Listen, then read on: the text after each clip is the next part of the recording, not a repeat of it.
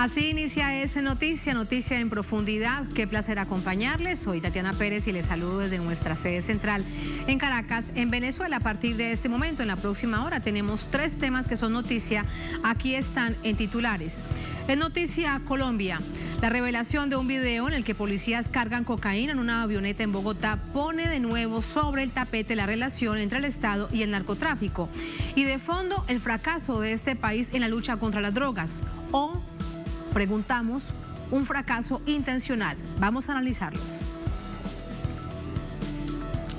En Noticia Ecuador, el mismo día que el expresidente Lenín Moreno sale del país, se destraba el caso del periodista informático sueco Olavini, señalado sin pruebas de atentar contra la seguridad nacional. ¿Coincidencia o evidencia de persecución judicial? Vamos a analizarlo.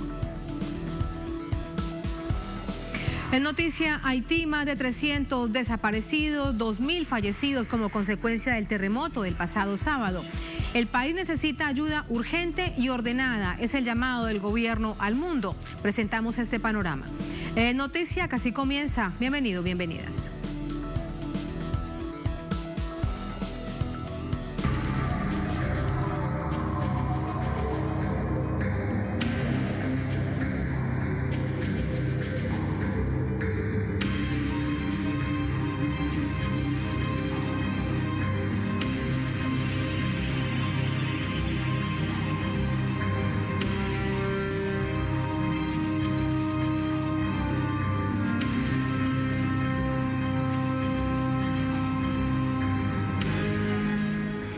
En Noticia Colombia, la participación de policías en un cargamento en una avioneta en Bogotá, que luego fue incautada con cocaína en el aeropuerto de la isla de Providencia, dentro de Colombia, devela las relaciones del narcotráfico y estamentos del poder del país. El informe con nuestro corresponsal en Bogotá, Hernán Tovar.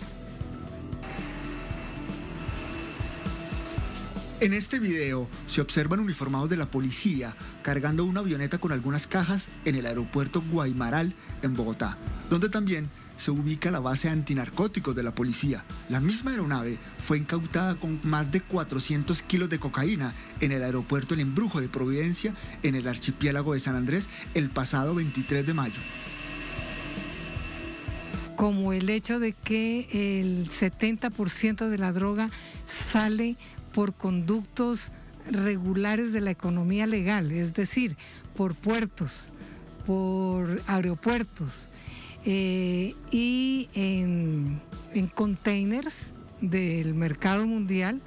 Lo que está señalando es que más allá de la corrupción, el narcotráfico se ha fortalecido a pesar del fin de los carteles, porque ha enraizado completamente en el sistema económico, político y social del país. Y por lo tanto, que unos policías, ¿no?, por un pago X, se arriesguen a esta operación, lo que significa también es que están recibiendo órdenes superiores. Capturados y judicializados se encuentran el piloto Camilo Cadena Botero, el ayudante de carga Harold Darío Rivera y el capitán de la policía Jorge Isaac Aguilar. Cadena aparece en varias fotografías transportando a integrantes del Centro Democrático y era compañero del también piloto David Niño Cataño, muerto tras la caída de la aeronave que piloteaba con un cargamento de cocaína para el cartel de Sinaloa en Guatemala en el año 2019. Ambos pilotos trabajaron para la Aerolínea Llanera de Aviación, trasladando personalidades del actual partido de gobierno cuando se encontraban desarrollando su campaña presidencial.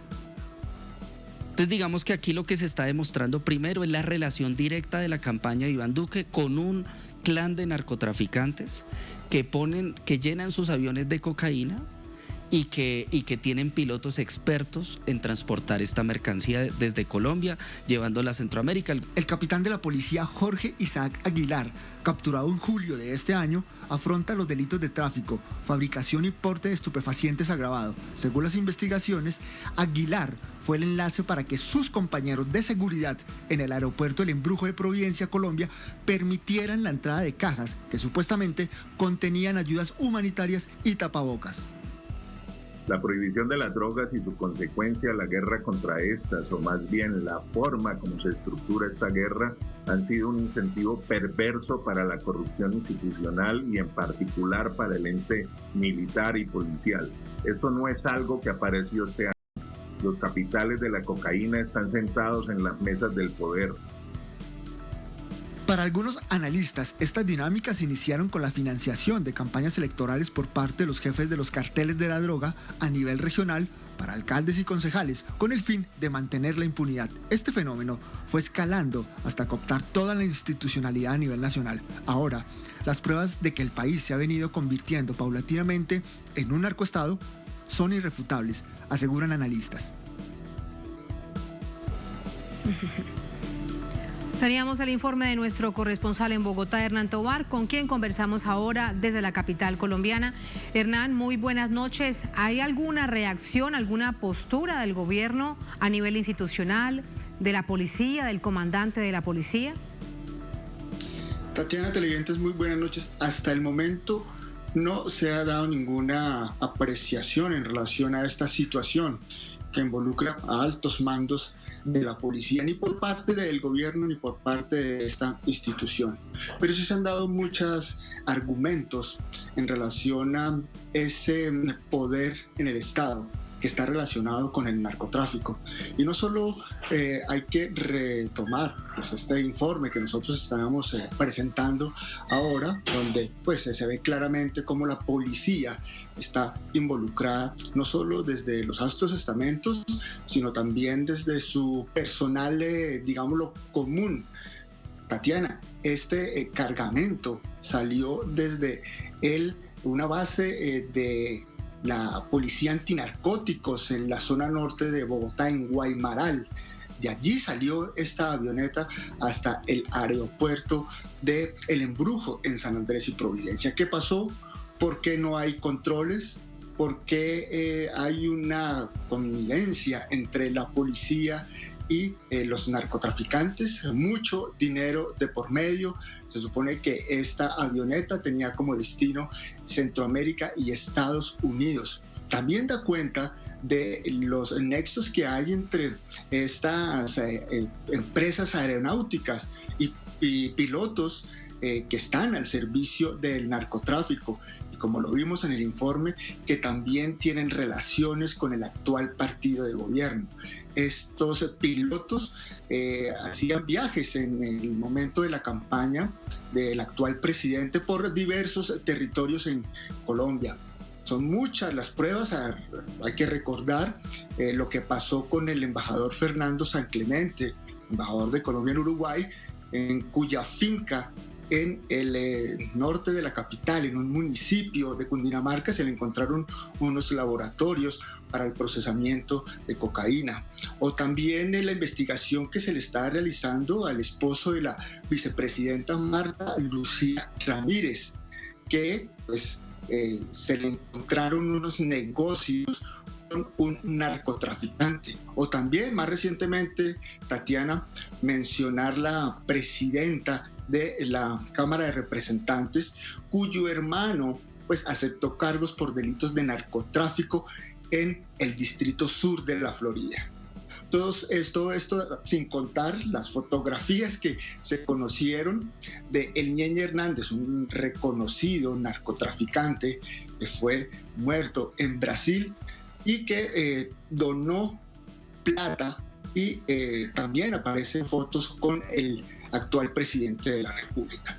Todas estas pruebas dan cuenta de lo que dicen analistas, un narcoestado donde pues ellos, los estamentos de poder y sus representantes hacen una mirada a otro costado cuando se les pretende investigar o se les interroga sobre esta situación. Muy compleja la situación, muy difícil frente a lo que representa estos nexos, estas relaciones entre narcotraficantes y los estamentos de poder, los estamentos que han llegado hasta el Congreso de la República, que han llegado hasta la presidencia de la nación, y desde allí pues han cooptado todas las instituciones de poder en Colombia. Así que bueno, nosotros estamos muy pendientes en relación a estas investigaciones y cómo puedan ir desarrollándose. Aparece este nuevo video como una prueba más de esa relación entre los narcotraficantes y los estamentos de poder en Colombia. Muchísimas gracias, Hernán, con el informe que quedó tan claro y ahora nos ayudas a hacer memoria con todos estos hilos que conectan por otros episodios al narcotráfico con distintas instancias del Estado colombiano. Gracias, Hernán, muy buenas noches. Muy buenas noches. Vamos a entrar con el análisis. Nos acompaña para ello Ricardo Vargas, él es sociólogo, investigador asociado al Transnational Institute, TNI, analista en temas de drogas, nos acompaña también desde Bogotá. Ricardo, muy buenas noches, bienvenido. Muy buenas noches, Diana. Muchas gracias por acompañarnos. Primero, conocer su valoración sobre este hecho específico, una avioneta que ha sido cargada por un grupo de personas, entre ellas unos policías, porque se nota que están uniformados, con 400 kilos de cocaína dentro de un aeropuerto militar.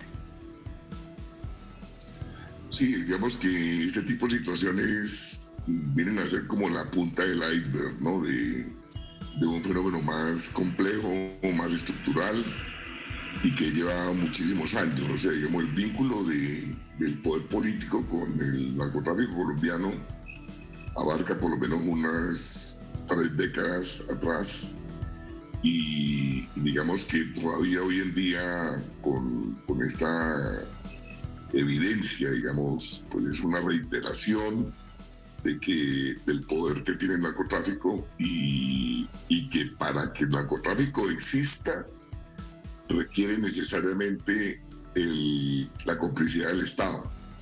Digamos que la ilegalidad se nutre y se sostiene es porque hay facilidades no solamente en relación con el tema del traslado de drogas, como este caso de los 400 y más kilos de cocaína, sino que también cuando los capitales que se exportan con este tipo de drogas retornan, pues necesitan también blanquearse.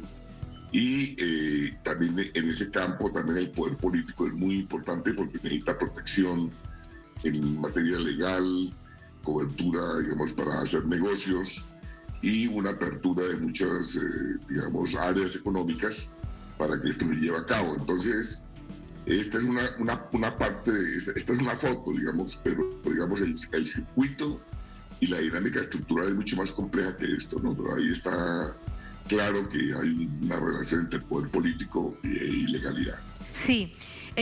Bien, usted nos lo reseña, es una fotografía que da cuenta de un asunto muy profundo que afecta a toda una nación, con una situación que es muy grave y le pregunto, Ricardo, si existen tal vez informes, estadísticas, aproximaciones de cuánto de toda esta producción de cocaína, de droga, que sale de Colombia, sale precisamente por vías regulares. Allí estábamos hablando nada más y nada menos que de un aeropuerto militar que está contiguo a un aeropuerto comercial como es El Dorado, pero allí hay una base militar en Guaymaral.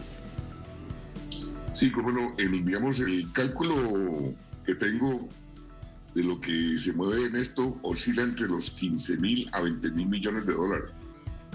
Digamos, es lo que se mueve de Colombia por cocaína. Y gran parte de eso, digamos, se lava en el país. Y eso implica hoy en día más o menos un 5.5% del Producto Interno Bruto. O sea que gran parte de la economía nacional, sobre todo en el área de la informalidad, digamos, esta droga se lava también a través del contrabando. Y el contrabando se realiza en términos de pesos colombianos a través de la entrega de mercancías de alto consumo que se abarrotan en las calles de las ciudades principales, unas con más peso que otras. Por ejemplo, Cúcuta tiene una informalidad del orden del 75%, y Bogotá alrededor de un 48 al 50%, y ahí trabaja un mundo de gente que digamos, obtiene sus ingresos ofreciendo mercancías que son prácticamente el mecanismo del lavado de activos. Entonces el narcotráfico está sosteniendo una gran parte del empleo en Colombia, de esa informalidad, del ingreso, y por supuesto que esto afecta, digamos, encadena una cantidad de consecuencias, que es el problema de la inexistencia de cotización para la pensión, para la seguridad social. Las relaciones de trabajo pues son complicadas porque hay sobreexplotación de la gente. Entonces encadena un mundo de situaciones en donde lo que se afecta es la estabilidad económica y la existencia de una economía que realmente responda a un desarrollo auténtico y no, digamos, a una dinámica creada y mantenida por la ilegalidad, ¿no? Cuando usted nos dice todo esto, entonces lo que uno se imagina es que Colombia es un narcoestado, que prácticamente se sostiene a través de todas estas redes que se entrelazan producto del narcotráfico.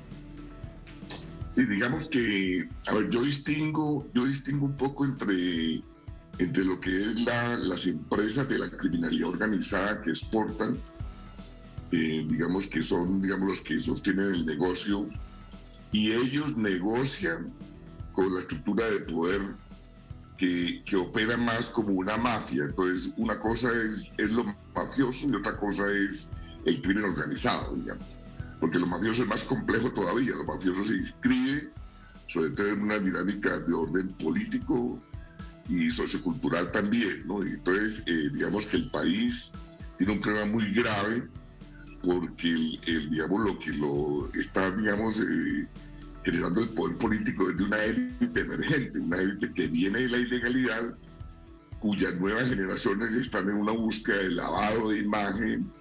Ya, digamos, esas nuevas generaciones están, digamos, disfrutando, digamos, de los beneficios de una actividad que lleva más de 3 décadas. Y entonces eso, digamos, se proyecta en el poder político. Entonces hay una alianza, una negociación entre lo que es el crimen organizado exportador digamos, de esta droga, de cocaína, y el poder político que tiene unas prácticas mafiosas en la configuración del Estado y en su actuación práctica. Digamos, culturalmente, Colombia está muy afectada por una práctica cultural mafiosa que permea el conjunto de la sociedad, digamos, no solamente los que se dedican a ese tipo de actividades, sino que hay, digamos, comportamientos en la vida cotidiana que, digamos, se impregnan de un comportamiento mafioso, la intolerancia, el hecho de que, digamos, prácticamente, digamos, se viva, digamos, del prestigio por la plata, por la posesión de cosas, la ostentación, el menosprecio frente al que es pobre, frente al marginal, en donde, digamos, eso se observa, por ejemplo, en el reciente movimiento de protesta que estalló en el país, en donde salieron en algunas ciudades personajes de las clases altas provenientes del narcotráfico, armados, a dispararle a la minga indígena o a dispararle a los jóvenes que protestaban. Entonces, digamos que ese cuadro expresa unos problemas socioculturales muy complejos y tiene que ver con digamos, el uso privado de la fuerza, el visto bueno de los organismos de seguridad del Estado. Estos señores disparaban al lado de la policía. Entonces, ese vínculo es muy complicado y el país está abocado a una situación muy grave en ese orden. Muy grave, Ricardo. Y en esa correlación, ¿entenderíamos entonces el fracaso de la lucha antidrogas para el caso colombiano? Sí, digamos que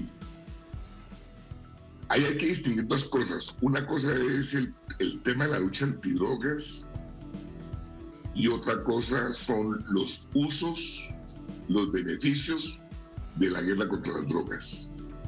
Digamos que la lucha contra las drogas pues es un discurso que la evidencia muestra a las claras que está totalmente agotado, que no hay, digamos, capacidad de contención ni de persecución clara de esto, el poder de corrupción es muy alto, etc. Pero a la pregunta de por qué si fracasa esa guerra, por qué se sigue sosteniendo, la respuesta hay que encontrarla no en la racionalidad misma de la guerra contra las drogas, sino en los beneficios que tiene la guerra contra las drogas. ¿Qué quiere decir eso? que ya en el campo geopolítico a Estados Unidos le conviene mantener, digamos, un esquema de guerra contra las drogas, porque por esa vía facilita, digamos, la militarización de algunas zonas del país, la presencia de bases militares, el envío de tropas para que entrenen en Colombia soldados colombianos, los montos de ayuda detrás de los cuales hay grandes contratos donde se beneficia la industria militar de Estados Unidos y aquí adentro se benefician los grandes generales que entran en una dinámica de corrupción por ese tipo de, digamos, de dineros que fluyen para, en nombre del combate a las drogas, seguir manteniendo eso. Entonces, la guerra contra las drogas como concepto desde el punto de vista de lo que es la búsqueda de un mundo sin drogas, no hay la menor duda que está fracasando, pero detrás de eso hay unos intereses que el problema del fracaso no importa, simplemente mantienen la guerra contra las drogas porque detrás de ella hay un mundo de beneficios de muchos órdenes, incluido el geopolítico. Entre ellos el político. Y aquí necesariamente preguntarle, Ricardo, el papel que juega el gobierno, en este caso el actual, un gobierno uribista, el gobierno del presidente Iván Duque. El relato que nos hacía hace minutos, antes de conversar con usted, Ricardo, nuestro corresponsal, no es solamente esta narcoavioneta, esto, bien usted lo decía, es un relato, es una radiografía, es una fotografía, pero tenemos además la finca del ex embajador de Colombia en Uruguay, la relación que existe entre personas, altos funcionarios del gobierno y sus familiares con el narcotráfico, la cantidad de fotografías de relacionamiento del presidente actual y el expresidente Uribe con personas vinculadas directamente al narcotráfico. Es decir, si hilamos todo esto, la pregunta es, ¿cuál es en este momento el papel que juega el gobierno colombiano? Sí, yo creo que este gobierno expresa la llegada de la élite emergente al poder político. Digamos que sus campañas electorales siempre han estado financiadas por estos dineros y ahí hay más cosas, porque no es simplemente de que se aporten unos dineros, sino que en este caso, digamos, del presidente Duque, lo que algunos investigadores periodistas han logrado, digamos, presentarle al país es que con la plata del narcotráfico se compran los votos en algunos departamentos para poder llegar a un punto de garantía del triunfo del poder político. O sea que es un encadenamiento de ilegalidades. No solamente es que lleguen dineros de origen muy oscuro, no solamente es que se sobrepasen los montos que la ley permite en las campañas, sino que culmina en una práctica también ilegal, que es dedicar esos dineros a la compra de votos. Entonces, todo eso, el hecho de, digamos, de todo lo que se mostró con el caso de Ñaña Hernández, que era un señor que lavaba dinero en ganadería para exportación y que fue prácticamente la ficha clave para poder garantizar un proceso en el cual hay grabaciones, hay evidencia que muestra que él garantizó la compra de votos en departamentos que le garantizaron a su vez el triunfo de Duque. Entonces, digamos que en un país, en una democracia que tiene, digamos, separado su estructura de funcionamiento del poder, la justicia debería tener toda la autonomía para investigar esto. Pero digamos que este país está tan mal en ese sentido de su institucionalidad afectada que no hay en estos momentos garantía de que la Fiscalía asuma con todo el compromiso y seriedad una investigación a fondo de cómo fue ese vínculo entre dinero de narcotráfico y el triunfo del presidente Duque. Entonces, hoy en día esta administración es como la culminación de todo un proceso largo de ese vínculo nefasto entre una élite emergente que sigue siendo clave para digamos, la vigencia del narcotráfico en el país. Y entonces, digamos que se afecta completamente la institucionalidad, la credibilidad. Se ha buscado por todos los medios cooptar la justicia, corromperla. Se ha buscado por todos los medios también controlar el Parlamento, el Congreso. Entonces la cooptación de toda la estructura institucional pues lesiona gravemente la democracia y por tanto la gobernabilidad del país, y por eso este país está estructuralmente afectado en relación con ese tipo de prácticas que vinculan la ilegalidad con la política. Encadenamiento de ilegalidades es una frase que debemos tener siempre presente para entender la problemática tan profunda que vive Colombia. Encadenamiento de ilegalidades. Muchísimas gracias, Ricardo, por ese análisis. Muy buenas noches. Bueno, con todo gusto. Muchas gracias por la invitación. Muchas gracias. Buenas noches. Así nos vamos a la primera pausa en esta emisión de Es Noticia. Al volver en Noticia, Ecuador. El mismo día que el expresidente Lenín Moreno sale del país, se destraba el caso del periodista informático Olavini, señalado sin pruebas de atentar en contra de la seguridad nacional. ¿Coincidencia o evidencia de persecución judicial? Vamos a analizarlo al volver en Es Noticia.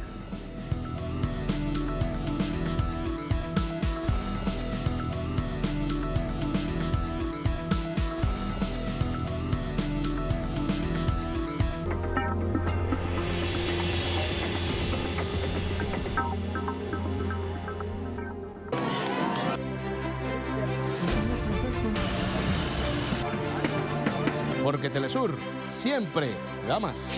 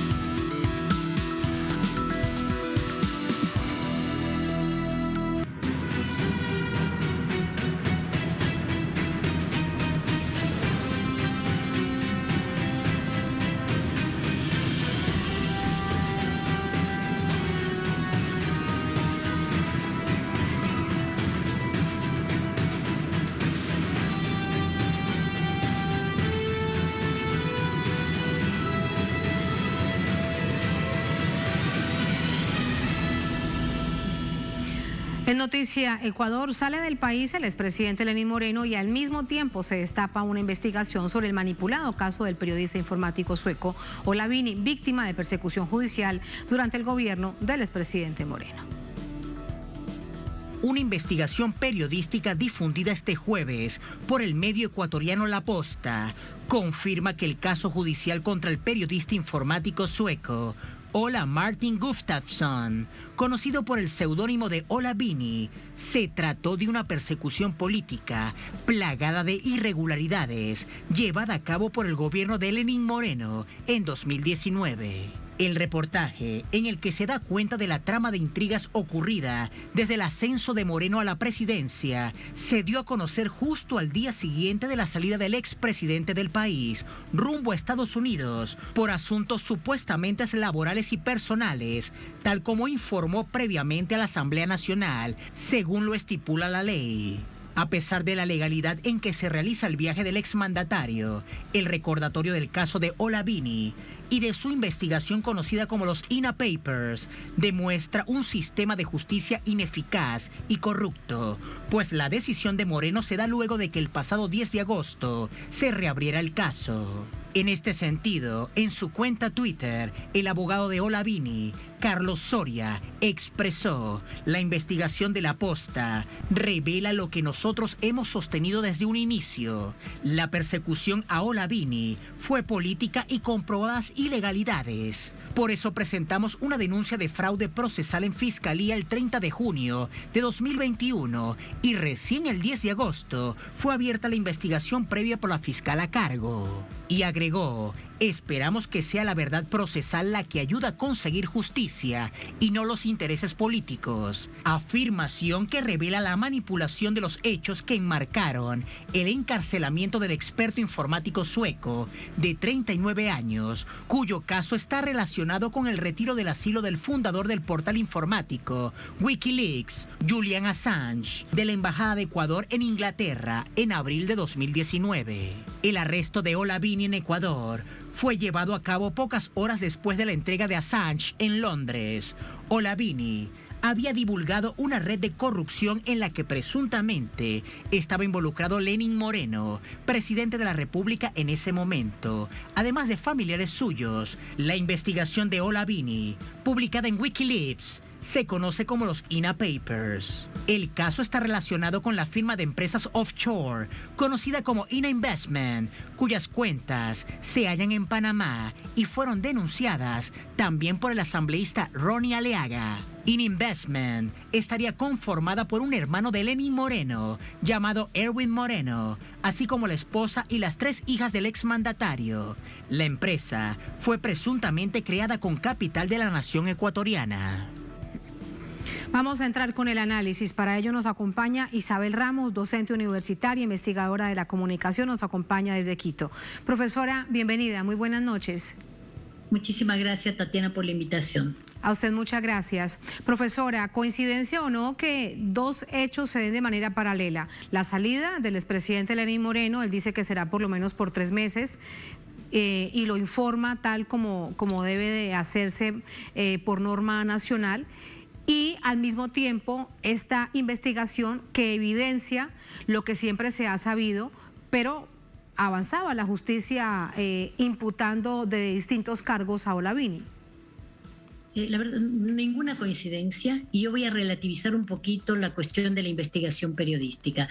Los mismos medios de comunicación que sustentaron justamente la persecución judicial contra Olavini y contra dirigentes del gobierno de la Revolución Ciudadana son los que ahora están presentando como una novedad algo que la defensa judicial de Olavini ha dicho hasta la saciedad y ha comprobado, ha acercado evidencias a los tribunales precisamente. No hay una sola prueba en contra de Olavini, no existe ninguna evidencia de que él haya atentado contra la seguridad del Estado, y esto tal como ahora, en este momento, coincidentemente con la salida del expresidente Lenín Moreno del país, el portal informativo La Posta informa, hay muchas aristas, digamos, que conectan todo esto con un Estado persiguiendo a un movimiento político, un Estado creando causas judiciales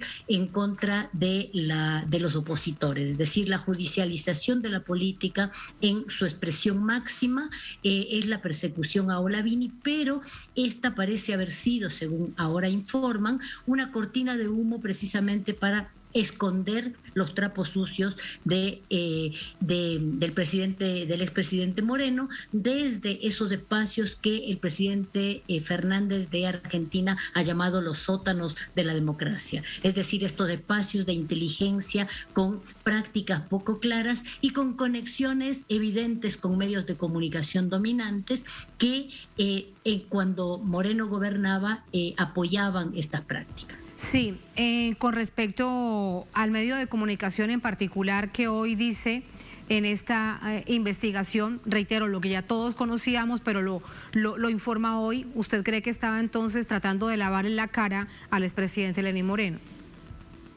En este momento lo que se evidencia realmente es un alejamiento de los medios que siempre sustentaron al gobierno, que siempre le dieron apoyo, y en este momento hay una figura política que fue muy cara a los medios de comunicación, que fue muy protegida por los medios de comunicación dominantes, que es la exministra de Gobierno María Paula Romo. Es decir, quien instrumentó desde la función ejecutiva esta persecución y quien es la protagonista de otros actos de persecución. Parece ser que ha caído en desgracia frente a ciertos medios de comunicación que ahora pronuncian su nombre como sinónimo de, digamos, de corrupción política apenas ahora. después de 4 años de haberla sostenido. El pecado de Olavini, profesora, es tener una cercana amistad, una relación cercana, además laboral, con Julian Assange, porque mire usted, en 2019 la Fiscalía lo acusa de atacar la integridad a los sistemas informáticos, pero como no tenían pruebas, meses después tienen que dejarlo en libertad, reformula cargos por acceso no consentido a un sistema telemático del que tampoco presentan pruebas. ¿Cuál es el pecado de Olavini? Evidentemente, o sea, esa causa ha cambiado de carátula, como han cambiado de carátula y de imputación muchas causas judiciales en contra de dirigentes políticos, y evidentemente el gobierno de Lenín Moreno siempre utilizó la estrategia del escándalo judicial unida a la persecución política como estrategia para mantenerse en el poder. O sea, su falta de legitimidad, cuando digamos, tenían menos legitimidad política, aparecía siempre un escándalo, siempre echaron mano de esa estrategia, y fue una cosa muy instrumentada de una manera muy hábil, la verdad, y que les resultó provechosa y que tuvo efectos perniciosos para la democracia del Ecuador. Hubo una simultaneidad entre la finalización de la manera más vergonzosa del asilo a Julian Assange en la Embajada de Londres, en la Embajada Ecuatoriana de Londres, con el inicio de este juicio, de esta persecución absolutamente ilegal, ilegítima, pero sustentada desde el Ejecutivo, desde el Ministerio justamente de Gobierno, para precisamente, se dice ahora, para ocultar lo que los órganos de inteligencia ya sabían y lo que se había filtrado. Es decir, que el expresidente Lenín Moreno había recibido jugosas coimas de una empresa china para dar paso a ciertas obras. En este momento, en la cobertura periodística, en la cobertura mediática dominante, lo que se evidencia es la intención de ligar esto también al gobierno de la Revolución Ciudadana. Este es el relato en este momento, que habría una línea de continuidad porque se trataría de las mismas personas, de los mismos funcionarios. Tenemos que acordarnos que el presidente Lenín Moreno ganó las elecciones con los votos del correísmo, entonces habría una línea de continuidad. Este es el relato de los medios de comunicación que todavía siguen abonando las hipótesis de persecución política en contra de otros dirigentes de la Revolución Ciudadana. Pero nada más traído de los cabellos, si es lo que intentan instalar después de haber visto todos estos años lo que hizo Lenín Moreno en contra de la Revolución Ciudadana, que hasta el partido se los quitó para no ejemplificarlo. Por último, profesora, dice el abogado defensor de Olavini, existen más de 100 violaciones al debido proceso. Estamos en otro momento, hay otro gobierno que sin duda llegó con la ayuda del expresidente Lenín Moreno, con el gobierno anterior, pero hay otro gobierno. Así que la expectativa real de que el caso de Olavini se pueda realmente cerrar y que lo dejen libre y tranquilo. Le escucho con mucha dificultad. Me perdí la última parte de su pregunta, Tatiana, mil disculpas. No se preocupe, ya se lo pregunto de nuevo. Dice el abogado defensor que hay más de 100 violaciones al debido proceso. En este momento estamos frente a un nuevo gobierno, el de Guillermo Lasso, que aunque llega con el apoyo del expresidente Moreno, estamos en otro momento, en otro gobierno. ¿Qué expectativa hay de que realmente cierre este proceso? Bueno, el abogado defensor de Olavini ha denunciado permanentemente esto y no ha tenido eco. Él está apostando a que desde la función ejecutiva en este momento existan nuevas aperturas. Tenemos que saber, la audiencia tiene que saber, hay un equipo internacional de juristas especializados que han apoyado la defensa de Olavini y que han denunciado por el mundo entero la ilegalidad, la inconstitucionalidad y las violaciones al debido proceso. No tenemos certezas que con la misma fiscalía que instrumentó esta persecución vaya a ser posible, y con los mismos jueces que se han prestado para utilizar la prisión preventiva como herramienta de presión política, esto sea posible de revertir, digamos. Pero de todas maneras me parece saludable que el abogado de Olavini apueste y comprometa públicamente al nuevo gobierno a dar garantías que no se han tenido en el gobierno anterior, con el cual el gobierno del presidente Guillermo Lasso tiene lazos ciertos y comprobables. Solamente hay que mirar la acción de sus parlamentarios, de los parlamentarios de su movimiento político y de los dirigentes de su partido durante el gobierno de Lenín Moreno. Un ciudadano común no apostaría, digamos, no estaría tan esperanzado, pero este llamado del doctor Soria tiene que ver con un compromiso, digamos, con comprometer públicamente para que esta persecución judicial cese. Hay más que suficientes elementos de juicio y ahora sí los medios del mainstream ya están señalando estas falencias. Esto puede de alguna manera ser beneficioso para alguien que ha sido imputado injustamente y perseguido judicialmente. Muchísimas gracias por ese análisis, profesora. Muy buenas noches. Profesora, hemos perdido la comunicación con nuestra invitada desde Quito, Ecuador, experta en análisis de medios. Justo cuando la despedía, le agradecemos siempre por atender el llamado de Telesur y en particular de Noticia. Así vamos a irnos a la última pausa en esta emisión de Noticia. Al volver en Noticia, Haití. Más de 300 desaparecidos, 2.000 fallecidos como consecuencia del terremoto del pasado sábado. El país necesita ayuda urgente y ordenada. Es el llamado del gobierno al mundo. Presentamos este panorama y lo analizamos al volver en Es Noticia.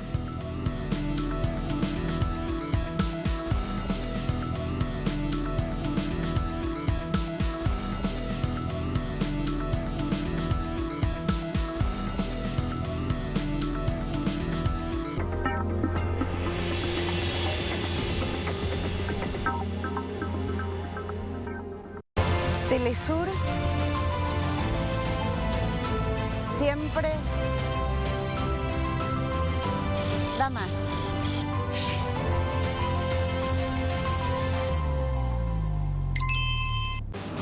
Innovación, ciencia, los avances tecnológicos y su influencia en la sociedad.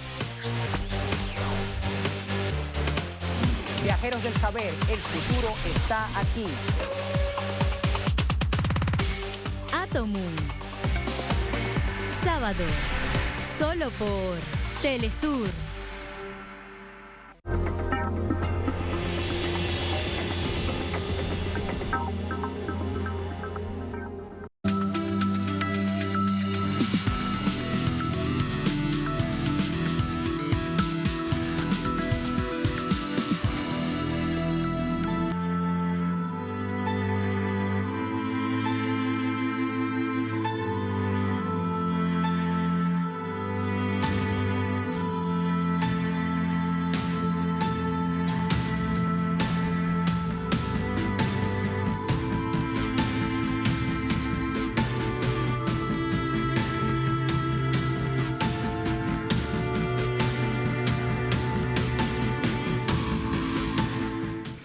En Noticia, Haití, ayuda internacional centralizada. Esa es la decisión del gobierno para evitar que se repita lo sucedido tras el terremoto de 2010, cuando las donaciones nunca llegaron a quienes debían llegar, a los más necesitados, y dejaron un país aún más sumido en la pobreza. El primer ministro Ariel Henry decidió centralizar la ayuda humanitaria a través de la Dirección de Protección Civil. Se creará un grupo integrado por sociedad civil y sector privado con el objetivo de administrar de forma transparente y rigurosa las donaciones que llegan al país. La intención es evitar el desvío de esa ayuda, como ocurrió tras el terremoto en 2010, con los cerca de 13 millones de dólares que recibió la isla bajo las sombras de las ONGs, la corrupción institucional y los países intervencionistas. Haití tiene la mayor cantidad de organizaciones no gubernamentales en el mundo, unas 10.000 en un país de 11 millones de habitantes, que poco o nada ayudaron. Además, se perdieron millones de dólares en una obra de infraestructura prometidas por la Agencia de los Estados Unidos para el Desarrollo Internacional, USAID, que fue abandonada, y otras que convenientemente desarrollaron empresas estadounidenses cercanas al expresidente Bill Clinton. Lamentablemente, otras situaciones son más difíciles de prevenir. Cuando más vulnerable estaba la isla, miembros de la misión de los Cascos Azules abusaron de mujeres y niñas durante su estancia en el país, y la negligencia de personal de Naciones Unidas produjo el primer gran brote de cólera tras el sismo de 2010, reconocido en un informe por el organismo.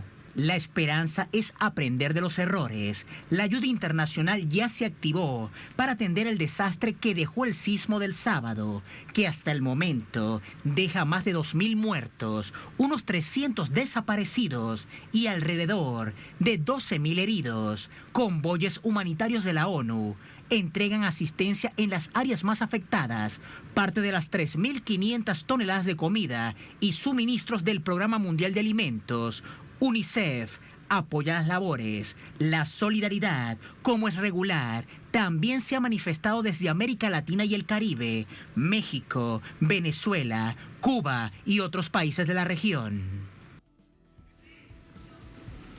La ayuda solidaria sin ningún tipo de intervención. A todo esto sumar que hay duelo nacional y además un mes de decisión de calamidad pública, según lo ha dicho el propio gobierno. De esto vamos a hablar con Jean-Pierre Bessier, vocero de la comunidad haitiana en Venezuela. Jean-Pierre, bienvenido. Gracias por estar con nosotros. ¿Cómo está? Muchas gracias y muchas gracias por Telesur. Y estamos, en una situación difícil. La comunidad haitiana, a través de la federación que nos representa, estamos pensando, pero el bloqueo de los Estados Unidos hasta Venezuela nos preocupa, porque en 2010 Venezuela estaba en una situación muchísimas mejor que ahorita, pero a pesar de todo, el presidente Maduro debemos darle su reconocimiento, porque a poca hora del terremoto ya había la disposición con Biasa para llevar ayuda. Sí. Y también fue una de las primeras ayudas en llegar. Exactamente, y tenemos que también reconocer, a pesar de que Cuba, con 70 años aproximadamente de bloqueo, ha aportado gran parte de sus esfuerzos y llevar médicos 3 horas después del terremoto hacia Haití. Entonces eso significa muchas cosas. Nosotros que estamos viviendo aquí en Venezuela, especialmente en América Latina, lo que aprendimos del socialismo y lo que aprendimos de Chávez es solidaridad. Entonces por eso en ese mismo instante que nosotros estamos dispuestos con los diferentes movimientos sociales que tenemos aquí, prepararnos para de una forma u otra dar nuestro apoyo. Pero ese apoyo tiene que ser conjunto con el gobierno de Venezuela para ver cómo podemos ayudar, porque hay mucha gente que está en el campo, a veces la ayuda no va a poder llegar. Nosotros podemos servir como un agente de búsqueda de personas en dificultades para que realmente podemos dar un apoyo hacia ellos, porque Venezuela realmente y los países como China y Rusia siempre han tendido una mano con mucha franqueza en la ayuda en nuestra situación difícil. Y sobre todo la ayuda y la solidaridad, pero de verdad desinteresada, no que vaya de manera, digamos, como subterfugios los intereses económicos y los negocios, como vimos en el terremoto de 2010. ¿Cuánto quedó de todo eso? El problema que pasa, hay 2 factores que podemos culpar. Primero, a los responsables que Estados Unidos, por lo menos el expresidente Bill Clinton, que tiene la responsabilidad de coordinar los fondos, y son más de $10.000 millones, pero esos dineros solamente fueron coordinados a través de sus ONG. Sí. Y esos dineros no ha construido ninguna infraestructura ahí en el país. Fue como significa, puede decir, un engaño. un daño internacional que Haití fue víctima.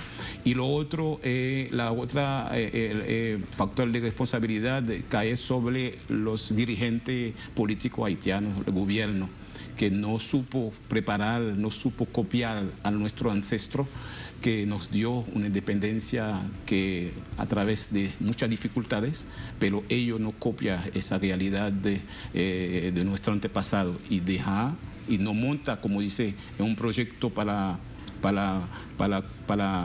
como dice, coordinar un plan de contingencia para un futuro desastre natural. Sí. Entonces, eso es el problema que estamos ahorita. Pedimos nosotros ahora conciencia nacional y pedimos a todos los líderes haitianos que realmente vive de la corrupción, vive del dinero del pueblo.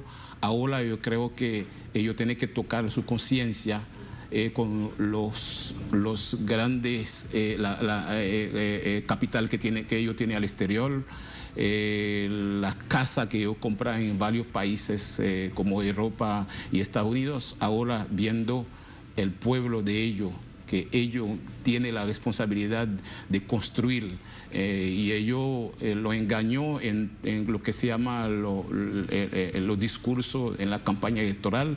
Eso no tiene perdón de Dios.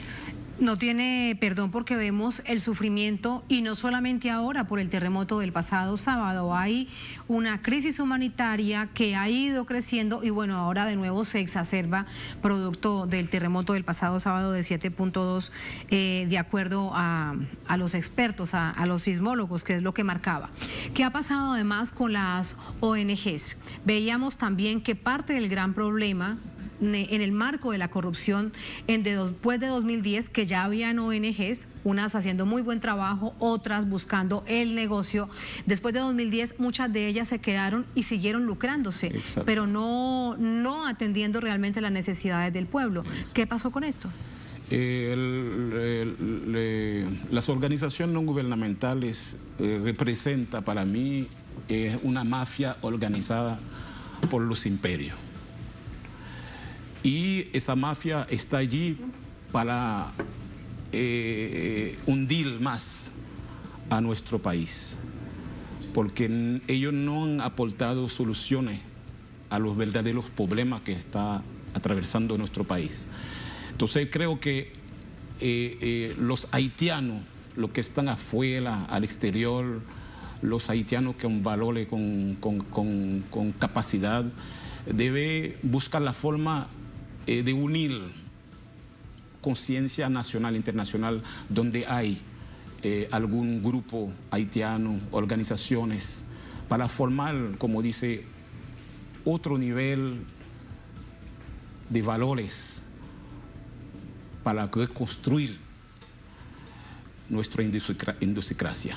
Porque Haití no tiene, como dice, una meta firme a dónde quiere ir, porque los problemas que estamos viviendo ahorita en ese momento son caóticos.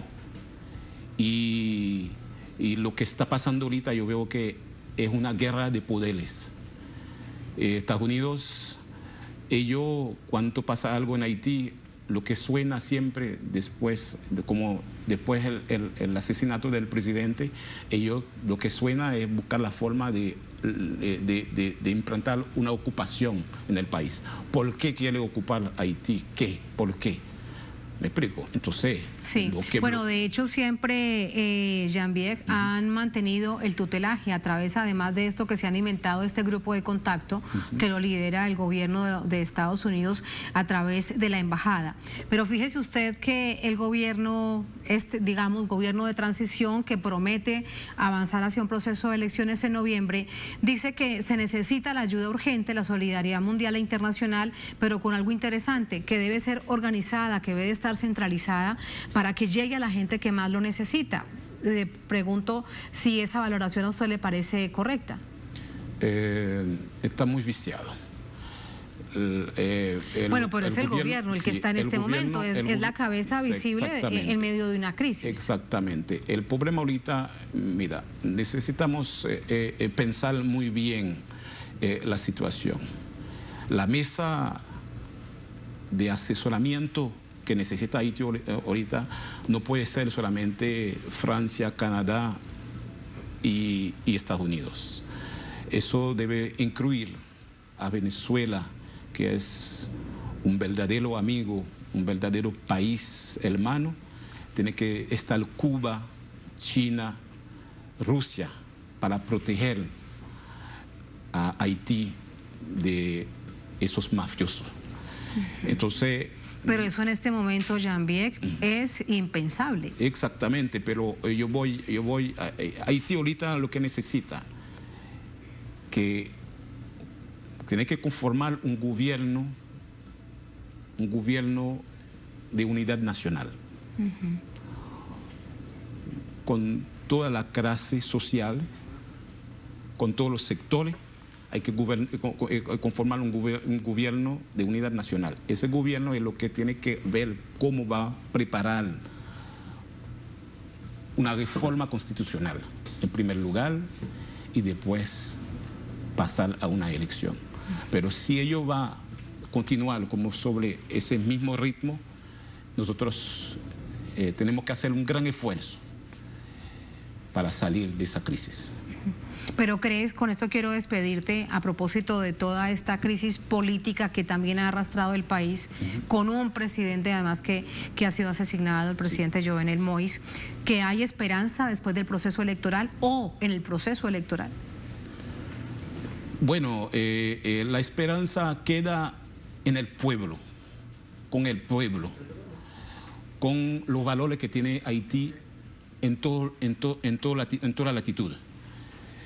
Tenemos que unirnos, tenemos que construir una fuerza social internacional. Eso es lo que necesita Haití, porque la fuerza que está allá, la fuerza política, tiene mucho compromiso y esos compromisos no son los del pueblo. No son del pueblo y no va a favorecer a Haití en ningún momento. Haití es un bello país, es muy hermoso, pero lamentablemente tenemos unos leones a los lados que no quiere, como dice, acorralar, no deja que el país fluya, no quiere que el país desarrolle, me explico, y quiere servir con los haitianos como esclavos,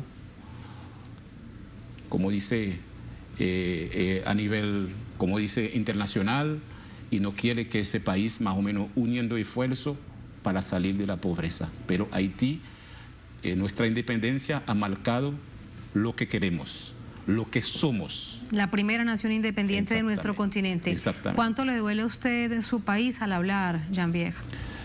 Me duele muchísimo, sí, pero lamentablemente uno no tiene la capacidad.